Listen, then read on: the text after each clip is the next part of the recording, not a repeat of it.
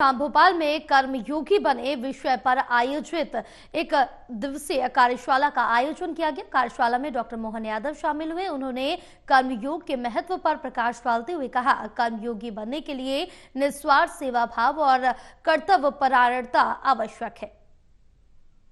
की भाषा नहीं है, ये भूषण है, आभूषण है इस दुनिया को जानने समझने के लिए। और भाषा से तो और आगे बढ़ता है। हमारे यहाँ भाषा भी है, बोलियां भी है। हमारी जब इसके नीचे तक जाते हैं तो मनोभावना भी है, मूक भाषा भी है। कोई एक बात तो है नहीं भारतीय संस्कृति की। जब कर्मयोगी की बात करेंगे तो भगवान कृष्ण की बात निश्चित रूप से आपने शुरुआत की और मैं भी उस पे जाना चाहूंगा। हम सब उनके एक एक अध्याय 18 अध्याय है, लेकिन 18 अध्याय में जिस प्रकार से वो बात रखते हैं और जिस प्रकार से वो बात करते हैं, वास्तव में ऐसा लगता है कि ये। और एक अच्छी बात ये भी है, उन्होंने कहा मैं भले ही लोग मेरे को अपने ढंग से देखते हैं। जब वो कहते हैं कि ये जो तुमको दिख रहा है, मैं इसके पहले भी कृष्ण तत्व कहाँ है, जब सूर्य नहीं था, ये ब्रह्मांड नहीं था, मैं उस समय भी था। तो ये जिज्ञासा जब वो बाल सुलभ हम सबकी भी जिज्ञासा होती है।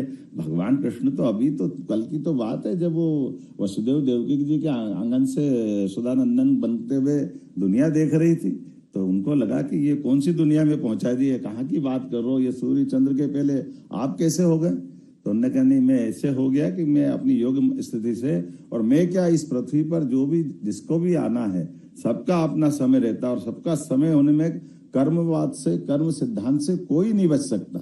उसमें मैं भी हूं और आप भी हो। इसलिए उसके पहले फिर कहाँ कहाँ है नदी, पहाड़, पर्वत, जहां सूर्य का प्रकाश है, प्रकाश की भी चमक में वो दिखाई देते हैं। ये जो बात मानी गई है परमात्मा की दया से यशस्वी प्रधानमंत्री ने अक्षरशः सिद्ध की है। हमारे यहाँ एक शब्द चलता है, ऋषि और मुनि। इससे सारी बात ध्यान में आ जाएगी। मुनि वो जिनने अपने विशेष मार्ग का संकल्प लेकर के अपनी आध्यात्मिक साधना की तरफ अपना पूरा जीवन एकाकी रूप से